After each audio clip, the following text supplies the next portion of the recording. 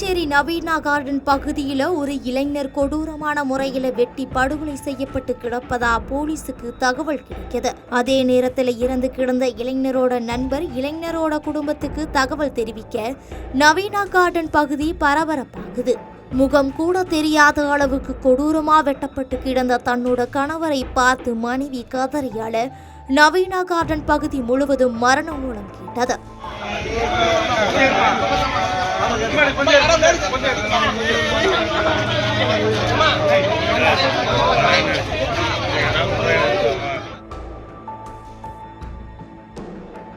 சம்பவ இடத்துக்கு வந்த போலீசார் ரத்த வெள்ளத்துல கிடந்த அந்த இளைஞரோட உடலை பிரேத பரிசோதனைக்காக அனுப்பி வைத்து விசாரணையை தொடங்கியிருக்காங்க.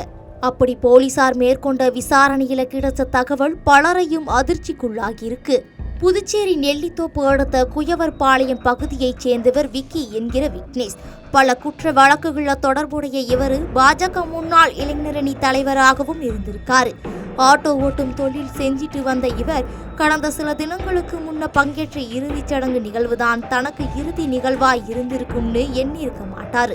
கடந்த 2 தினங்களுக்கு முன்ன பூமியான்பேட்டை பகுதியைச் சேர்ந்த பூக்கடை வியாபாரியான மணி என்பவர் கடன் பிரச்சனையால தூக்கிட்டு தற்கொலை செஞ்சிருக்காரு. இறந்து போன மணி தனக்கு பழக்கமானவர் என்பதால அவரோட இறுதிச் சடங்குல விக்கி பங்கேற்றிருக்காரு. அதே நேரத்தில் கவிக்குயில் நகரைச் சேர்ந்த அதிமுக பிரமுகரான பிரசாந்த் என்பவரும் இறுதிச் சடங்குல கலந்துகிட்டு இருக்காரு. இறுதிச் சடங்குல எல்லாரும் மது போதையில இருந்த நிலையில இறந்து போன மணியோட இறுதிச் சடங்குல நடனமாடுற சம்பவம் தொடர்பாக விக்கிக்கும் பிரசாந்துக்கும் தகராறு ஏற்பட்டிருக்கு. இந்த தகராறு காரணமாக ஒருவரை ஒருவர் சரமாரியாக தாக்கிக்கிட்டதும் இல்லாம கொலை மிரட்டலும் விடுத்திருக்காங்க. அதன் பிறகு அங்கிருந்து 2 பேரும் கிளம்பி சென்றிருக்காங்க. இருந்தாலும் விக்கி மேல கோபம் குறையாம இருந்த பிரசாந்த் அவரை கொலை செய்ய திட்டமிட்டிருக்காரு. இதை எப்படியோ தெரிஞ்சுக்கிட்ட விக்கி தன்னோட கூட்டாளிகளை அழைச்சிக்கிட்டு பிரசாந்த் வீட்டுக்கு போய் தகராறுல ஈடுபட்டிருக்காரு. அங்க பிரசாந்த் இல்லாதனால அங்கிருந்த அவரோட அம்மாவை மிரட்டினது மட்டும் இல்லாம அங்கிருந்த பிரசாந்தின் வாகனத்தையும் விக்கி சேதப்படுத்தியிருக்காரு. இந்த சம்பவத்தை பிரசாந்துக்கு போன் செஞ்சு அவங்க அம்மா சொல்ல ஆத்திரமடைஞ்ச பிரசாந்த் விக்கியை தொடர்பு கொண்டு வாக்குவாதத்துல ஈடுபட்டிருக்காரு. அப்போவும் விக்கி தன்னை ஆபாச வார்த்தைகளால திட்டினதை பொறுத்துக்க முடியாத பிரசாந்த் அவரை தீர்த்து கட்ட முடிவு செஞ்சிருக்காரு. ஒரு கட்டத்துக்கு மேல விக்கிக்கு கால் பண்ண பிரசாந்த் இந்த பிரச்சனையை இதோட முடிச்சுக்கலாம், சமாதானமா போயிடலாம்னு சொல்லியிருக்காரு. இதனை நம்பிய விக்கி சமாதானம் பேச பிரசாந்த் வர சொன்ன இடத்துக்கு தன்னோட நண்பர்கள் 2 பேரை கூட்டிட்டு இருசக்கர வாகனத்துல போயிருக்காரு. பிரசாந்த் மட்டும் தனியா நிக்கிறத பார்த்த விக்கியும் அவரோட நண்பர்களும் அவர்கிட்ட போய் பேசியிருக்காங்க.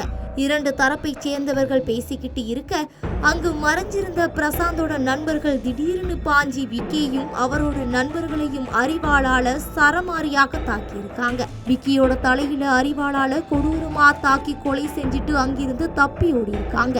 மேலும் விக்கியோட நண்பர் விஜயபிரபு என்பவரும் பலத்த காயமடைஞ்ச நிலையில அங்கிருந்து ஓடி இருக்காரு.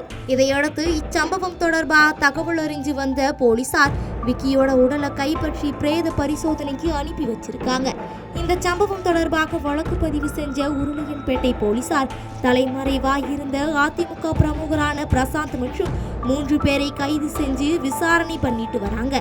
மேலும் தலைமறைவாயிருக்கிற சிலரையும் போலீசார் தேடி வர்ற நிலையில இறுதிச் சடங்கு நிகழ்வுல நடனமாடுற தொடர்பாக ஏற்பட்ட மோதல்ல ஒருவர் கொடூரமாக வெட்டி படுகொலை செய்யப்பட்டிருக்கிற சம்பவம் புதுச்சேரியில பரபரப்பை ஏற்படுத்தி இருக்கு.